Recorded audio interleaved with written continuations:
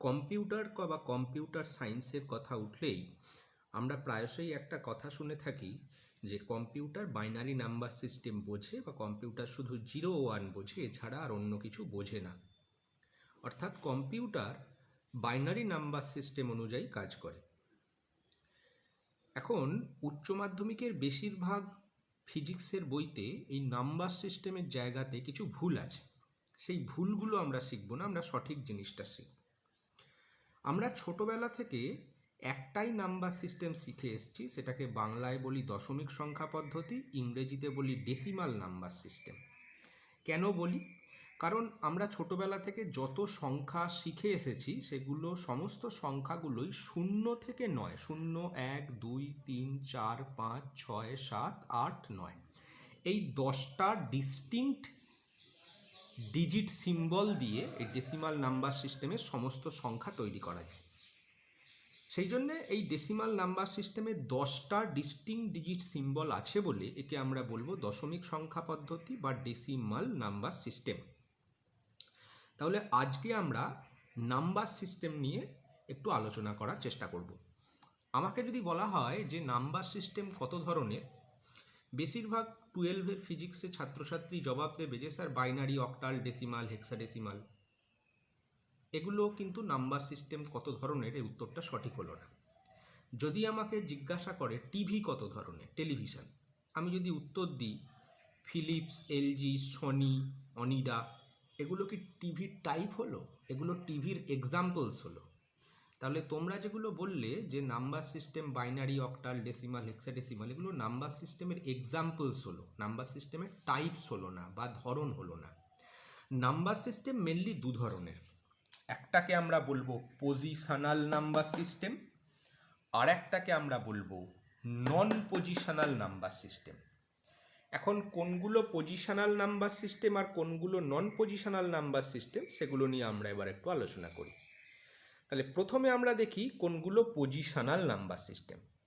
আমরা ছোটোবেলা থেকে যেটা নিয়ে কাজ করেছি ডেসিমাল, এটা পজিশনাল নাম্বার সিস্টেম। এরপর এখন আমরা শিখব বাইনারি, তারপরে শিখব অক্টাল, তারপরে শিখব হেক্সাডেসিমাল, এগুলো সবই পজিশনাল নাম্বার সিস্টেম। এখন কেন এগুলোকে পজিশনাল নাম্বার সিস্টেম বলা হয়? দেখো, এই কথাটা পজিশনাল নাম্বার সিস্টেমের কথাটা পজিশান থেকে এসছে।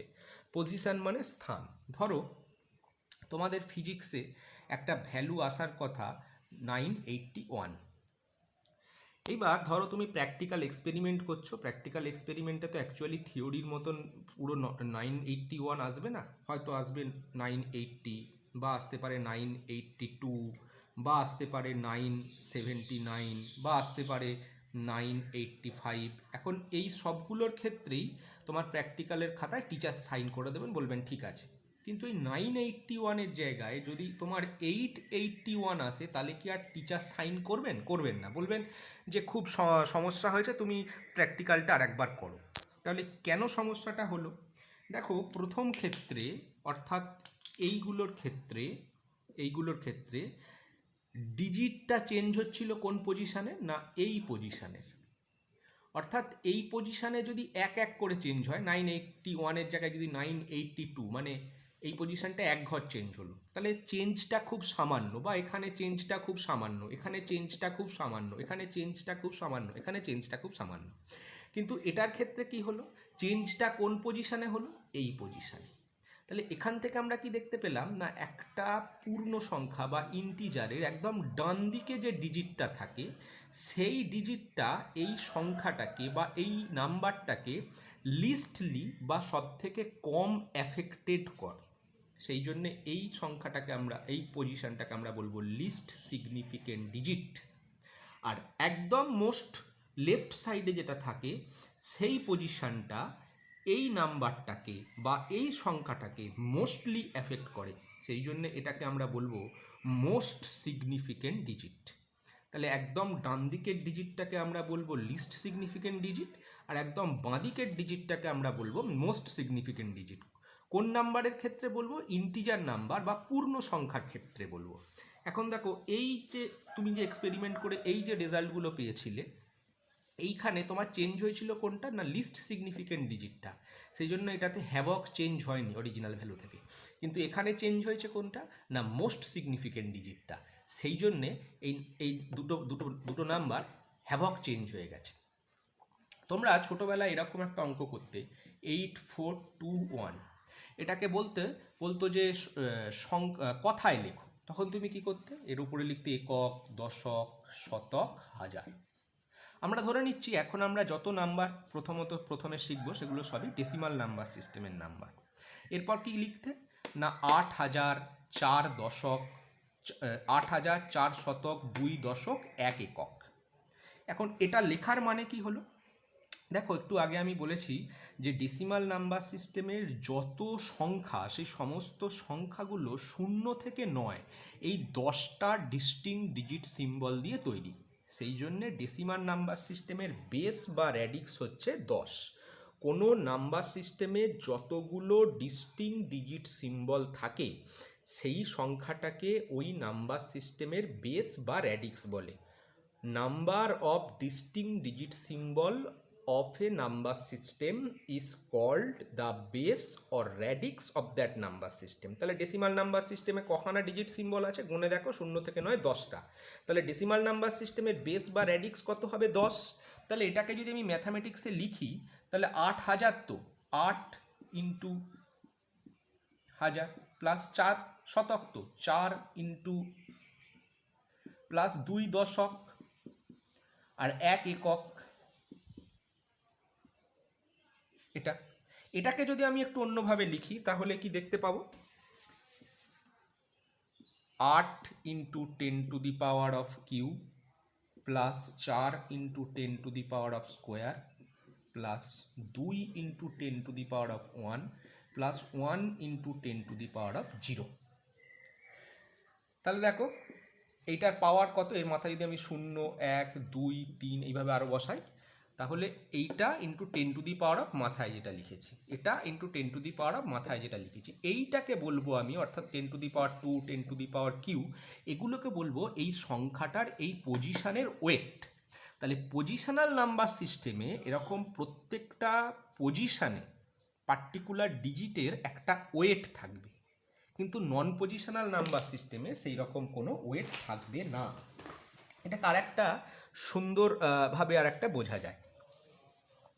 ধরো তোমাকে একটা প্রশ্ন দিয়েছে ডেসিমাল নাম্বার সিস্টেমে দুটো ডিজিট প্লেস দিয়ে কতগুলো আলাদা আলাদা সংখ্যা তৈরি করতে পারবে, অর্থাৎ ডেসিমাল নাম্বার সিস্টেমে 2 অঙ্কের সংখ্যা ম্যাক্সিমাম কতগুলো হবে। বেশিরভাগ ছাত্রছাত্রী ভুল করে, বলে স্যার 10 থেকে 99। আমি বলি কেন, 00 থেকে 10, 11 থেকে 20 এই করতে করতে আপ টু কত দূর যাব 99। তাহলে এটা কি করে পেলাম, আমাকে প্রশ্নটা দিয়েছে ডেসিমাল নাম্বার সিস্টেমের দুটো ডিজিটের সংখ্যা তৈরি করতে হবে, 2 অঙ্কের সংখ্যা। তাহলে ডেসিমাল নাম্বার সিস্টেমের বেস বা র্যাডিক্স কত 10, কত অঙ্কের সংখ্যা তৈরি করতে বলেছে বা ক ডিজিটের সংখ্যা তৈরি করতে বলেছে 2 ডিজিটের, তাহলে কতগুলো আলাদা আলাদা সংখ্যা তৈরি হবে 100টা। এবার এই অঙ্কটা যদি আমাকে বাইনারির ক্ষেত্রে দেয়, যদি আমাকে বলে যে বাইনারিতে দুটো বিটের বা দুটো বাইনারি ডিজিটের কতগুলো আলাদা আলাদা সংখ্যা বা কোডস তৈরি হবে, তাহলে বাইনারির বেস কত 2, কারণ বাইনারিতে দুখানা ডিস্টিংক্ট ডিজিট সিম্বল আছে 0 আর 1, আর বাইনারিতে কতগুলো বিটের বা কতগুলো বাইনারি ডিজিটের সংখ্যা বা কোড তৈরি করতে বলেছে 2টো, তাহলে কটা হবে 4টে। যদি আমাকে বলে বাইনারিতে 3টে বিটের সংখ্যা কত হবে 2 টু দি পাওয়ার কি 8টা। যদি বলে 4টে বিটের সংখ্যা কত হবে 2 টু দি পাওয়ার 4 16টা। এইটা যদি বলে সংখ্যা না বলে যদি বলে বাইনারির কোড কতগুলো হবে 2টো বিটের, তাহলে এটা 3টে বিটের বাইনারির কোড কতগুলো হবে 8টা, 4টে বিটের বাইনারির কোড কতগুলো হবে 16টা। ঠিক এই কারণেই তোমরা দেখবে তোমাদের বইতে তোমরা যখন and gate, or gate, not gate করো না, তোমরা সাধারণত দুটো বিটের সংখ্যা নাও এ আর বি। দেখো 0 0 0 1 1 0 1 1, দেখো কটা হচ্ছে 4টে হচ্ছে না। এই কারণেই ট্রুথ টেবিলের 1 2 3 4টে রো হয়। 4টে রো মানে কি 4টে নাম্বার বা 4টে আলাদা আলাদা কোডস, এটা একটা কোড, এটা একটা কোড, এটা একটা কোড, এটা একটা কোড, এটা একটা নাম্বার, এটা একটা নাম্বার, এটা একটা নাম্বার, এটা একটা নাম্বার। এইবার কেন পজিশনাল বলছে সেইটা আর একটু মজা করে দেখি। ধরো ডেসিমাল নাম্বার সিস্টেমে 00 থেকে আপ টু 09, তাহলে 1 2 3 এই করতে করতে চেঞ্জ। তাহলে এই পজিশনটা হচ্ছে এককের ঘরের সংখ্যা, এই পজিশনটা হচ্ছে দশকের ঘরের সংখ্যা। তাহলে একক মানে কত না 10 টু দি পাওয়ার অফ 0 মানে 1, আর দশক মানে কত 10 টু দি পাওয়ার অফ 1। দেখো এই পজিশানে ডিজিটগুলো এক ঘর অন্তর অন্তর চেঞ্জ হয়েছে, 0 1 2 3 এক ঘর অন্তর অন্তর চেঞ্জ, কারণ এর মাথার ওয়েট কত 10 টু দি পাওয়ার 0 বা একক, এক ঘর অন্তর অন্তর। কিন্তু দশকের ঘরের ক্ষেত্রে দেখো এইখানে নাম্বারগুলো কত, ডিজিটগুলো কীরকমভাবে চেঞ্জ হবে, দেখো 10টা 0, এর পরের বার কী হবে 1 0, এর পরে কী হবে 1 0 1 1 1 2 1 3 1 4 এই করতে করতে আপ টু 1 9। দেখো এইটা এককের ঘর, এটা দশকের ঘর, তাহলে এখানে কত ঘর অন্তর অন্তর চেঞ্জ হচ্ছে, এক ঘর অন্তর অন্তর চেঞ্জ হচ্ছে। আর এইটা দশকের ঘর, তো মানে 10 টু দি পাওয়ার 1 মানে 10 ঘর অন্তর অন্তর, অর্থাৎ 10টা 1, এরপর হবে 10টা 2 মানে 20 থেকে 29, এরপর হবে 10টা 3 মানে 30 থেকে 39, এই করতে করতে আপ টু 99। তাহলে চেঞ্জটা কী করে হচ্ছে, একটা পার্টিকুলার পজিশানে একটা পার্টিকুলার ডিজিটের একটা ভ্যালু বা ওয়েট আছে, আর সংখ্যাগুলো যখন নতুন সংখ্যা তৈরি হয় একটা পার্টিকুলার ছন্দ বা রিদমে তৈরি হয়। এই ছন্দ বা রিদমটা শুধুমাত্র পজিশনাল নাম্বার সিস্টেমের ক্ষেত্রেই আছে, নন পজিশনাল নাম্বার সিস্টেমের ক্ষেত্রে নেই। তোমরা কখনো রোমান নাম্বার সিস্টেমকে কথায় লিখো বা সংখ্যায় লিখো পাবে না, সেটা শুধুমাত্র পজিশনাল নাম্বার সিস্টেমেই পাবে। আর এই রোমান নাম্বার সিস্টেমে এই সুন্দর ছন্দটা নেই, এই যে পরপর সংখ্যা তৈরি হচ্ছে, এই ছন্দটা শুধুমাত্র পজিশনাল নাম্বার সিস্টেমের ক্ষেত্রেই রয়েছে। এবার দেখা যাক আমরা যখন ট্রুথ টেবিল করি, ট্রুথ টেবিল আমরা কখনো মুখস্থ করব না।